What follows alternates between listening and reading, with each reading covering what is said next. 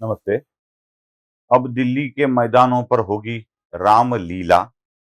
भ्रष्टाचार का रावण राज अब होगा खत्म, क्योंकि प्रधानमंत्री ने ही एक गुप्त रेखा खींच दी है और वही रेखा शायद दिल्ली का आने वाला भविष्य भी होगी। इसी गुप्त रेखा के कारण शायद भ्रष्टाचार का रावण फिर से एक बार जेल के अंदर जाएगा।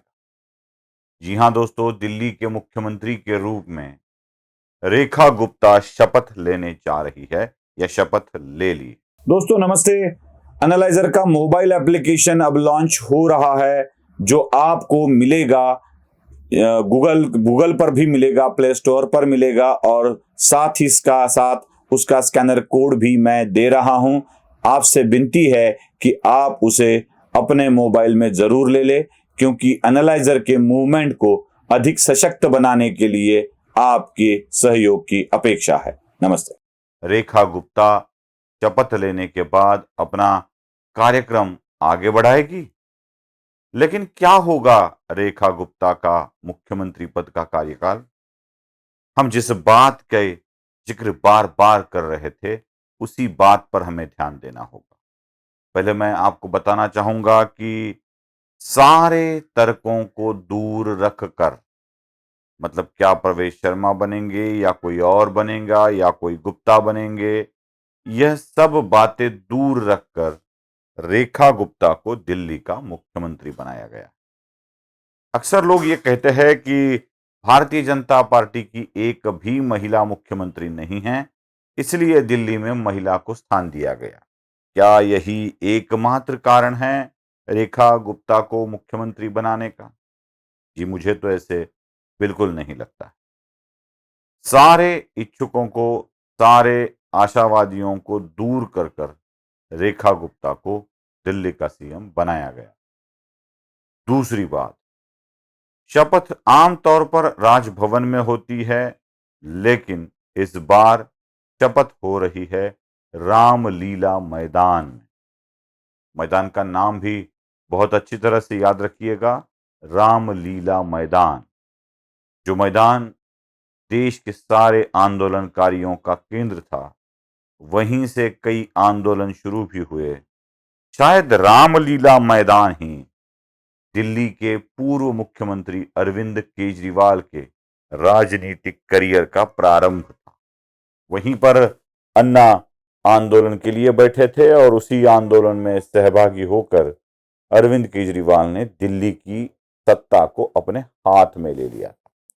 वही रामलीला मैदान, जहां पर केजरीवाल और उनकी पार्टी की सत्ता को धोबी पछाड़ देकर, उसको साफ कर कर रेखा गुप्ता भारतीय जनता पार्टी के मुख्यमंत्री पद की शपथ लेने जा रहे। रामलीला मैदान की और एक विशेषता है, और ये विशेषता ये है कि ये रामलीला वाला, रावण दहन वाला मैदान है।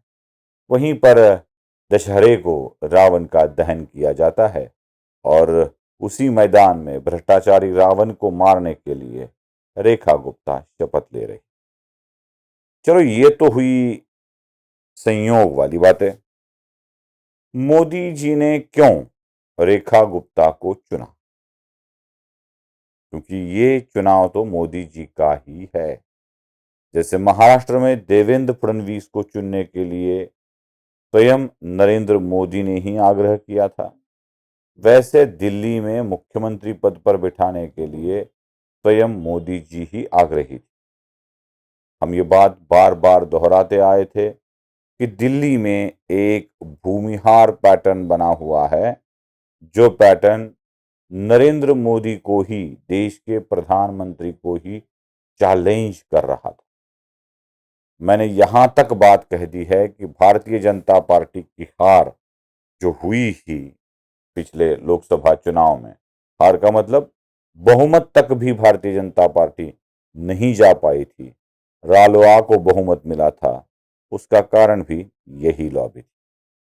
जो लॉबी दिल्ली में अरविंद केजरीवाल को सपोर्ट कर रही थी और अरविंद केजरीवाल के सारे अपराधों को, सारे मामलों को दबा रही थी। पैनिक बटन वाला मामला हो, जल बोर्ड वाला मामला हो, बिजली वाला मामला हो, यमुना की सफाई वाला मामला हो, सारे मामले ठंडे बक्से में डाल दिए।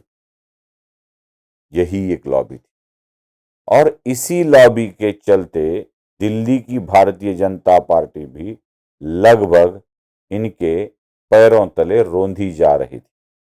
लाभार्थी बन गए थे भारतीय जनता पार्टी के लोग और संयोगवश गृह मंत्रालय के कुछ अधिकारियों द्वारा भी गृह मंत्री एवं प्रधानमंत्री को मिसगाइड किया जा रहा था।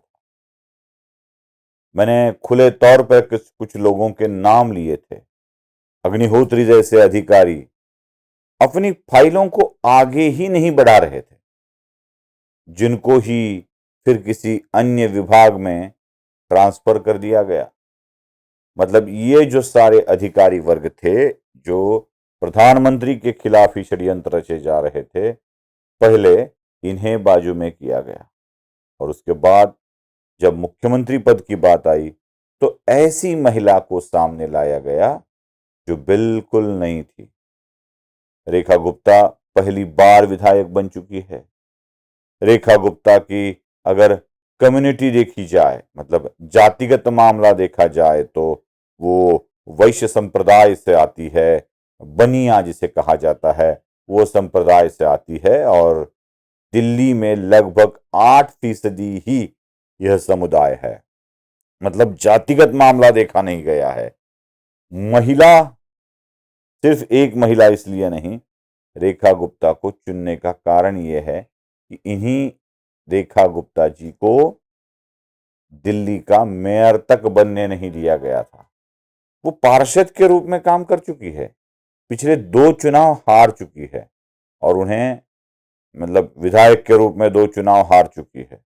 तीसरी बार उनको सफलता मिली।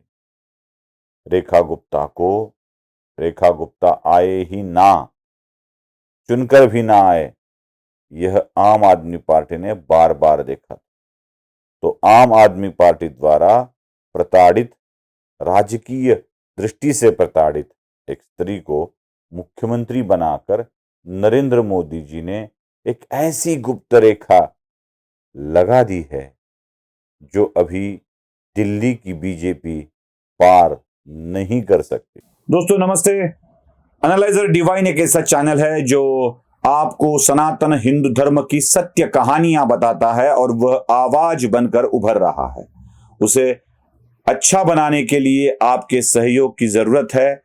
जरूर उस चैनल को लाइक करें, शेयर करें, सब्सक्राइब करें। धन्यवाद। जेपी नड्डा को भी ये करारा जवाब है, क्योंकि नड्डा ने कहा था संघ की जरूरत नहीं है, तो संघ के कहने पर ही रेखा गुप्ता को मुख्यमंत्री बनाया गया। अब ना ये लॉबी काम करेगी, अब न केजरीवाल के साथ सेटिंग होगी और खुद प्रधानमंत्री भी इसके ऊपर ध्यान रखेंगे। तो अभी एक बड़ा आगाज हो चुका है। देखते हैं दिल्ली में भ्रष्टाचार का रावण जलता है या नहीं। नमस्ते।